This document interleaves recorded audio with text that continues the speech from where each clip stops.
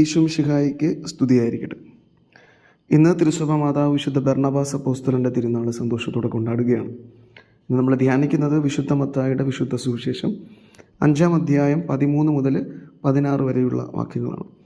നിങ്ങൾ ലോകത്തിൻ്റെ പ്രകാശമാണ്, നിങ്ങൾ ഭൂമിയുടെ ഉപ്പാണ് എന്ന് യേശുനാഥൻ തൻ്റെ ശിഷ്യന്മാരോട് അരുളി ചെയ്യുകയാണ്.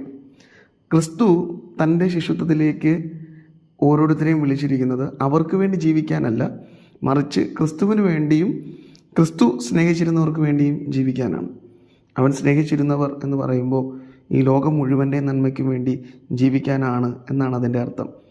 കാരണം ക്രിസ്തുവിൻ്റെ വിളി എൻ്റെ ജീവിതത്തിൻ്റെ നന്മയ്ക്ക് വേണ്ടി മാത്രമല്ല.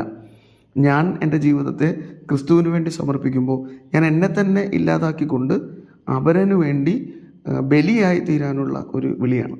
അപ്പം അത് വളരെ വ്യക്തമായി നമുക്ക് ബോധ്യപ്പെടുത്തി തരുന്ന 2 അടയാളങ്ങളാണ് ഈ ഉപ്പും ലോകത്തിൻ്റെ പ്രകാശവും എന്നുള്ളത്. ഇവിടെ യേശുനാഥൻ പ്രത്യേകം പറയുന്നൊരു കാര്യമാണ്, വിളക്ക് കൊളുത്തി പറയുടെ കീഴിലല്ല വെക്കേണ്ടത്. കാരണം വിളക്ക് കൊളുത്തുന്നത് മറ്റുള്ളവർക്ക് പ്രകാശം നൽകാനാണ്. വിളക്ക് എരിഞ്ഞെരിഞ്ഞില്ലാതായി തീരുന്നത് പോലെ മറ്റുള്ളവർക്ക് പ്രകാശം നൽകിക്കൊണ്ട് എരിഞ്ഞെരിഞ്ഞില്ലാതെ. പക്ഷേ ആ പ്രകാശം നൽകേണ്ട വിളക്ക് വെക്കേണ്ടത് പറയുടെ കീഴിലല്ല, എന്നാൽ അത് പീഠത്തിൻ്റെ മുകളിലാണ് വെക്കേണ്ടത്. ഈ പീഠം എന്ന് പറയുന്നത് ലോകമാണ്. ഈ ലോകത്തിൻ്റെ മുകളിൽ എല്ലാവർക്കും പ്രകാശമായി തീരാൻ വെക്കണം. കാരണം അവർ നൽകുന്ന ആ പ്രകാശം ക്രിസ്തുവിനെ തന്നെയാണ്. അവരെരിയുന്നത് ക്രിസ്തുവിന് വേണ്ടിയാണ്. അങ്ങനെ ക്രിസ്തുവിൻ്റെ പ്രകാശം ലോകത്തിലേക്ക് എത്താൻ വേണ്ടി എരിഞ്ഞു തീരുന്ന മനുഷ്യരായി തീരുക. ഉപ്പും അത് തന്നെയാണ്.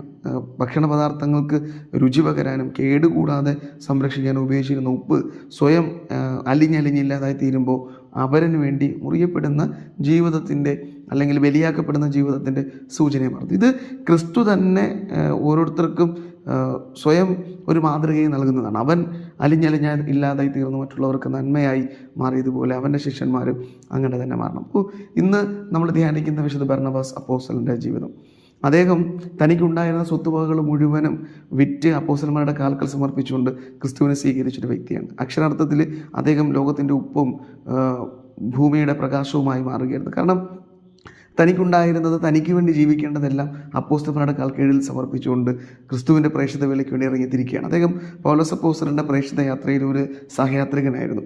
പിന്നീട് നമ്മൾ അദ്ദേഹത്തെ വീണ്ടും കാണുന്നത് ജെറുസലേമിലേക്ക് പഞ്ഞം ഉണ്ടാകുമ്പോൾ അവരെ ജെറുസലേമിലുള്ളവരെ സഹായിക്കുന്നതിന് വേണ്ടി അന്ത്യോക്യയിൽ പിരിവ് നടത്തി അവരെ സഹായിക്കുന്നതാണ്. അപ്പോൾ തനിക്കുണ്ടായിരുന്നതെല്ലാം ക്രിസ്തുവിൻ്റെ കാൽക്കൽ സമർപ്പിക്കുകയും എന്നാൽ മറ്റുള്ളവർക്കൊരു ആവശ്യം വന്നപ്പോൾ അവരെ സഹായിക്കുന്നതിന് വേണ്ടി മുന്നിട്ടിറങ്ങുകയും ചെയ്യുന്ന വ്യക്തി അക്ഷരാർത്ഥത്തിൽ ക്രിസ്തുവിൻ്റെ യഥാർത്ഥ ശിഷ്യനായി മാറുകയാണ്.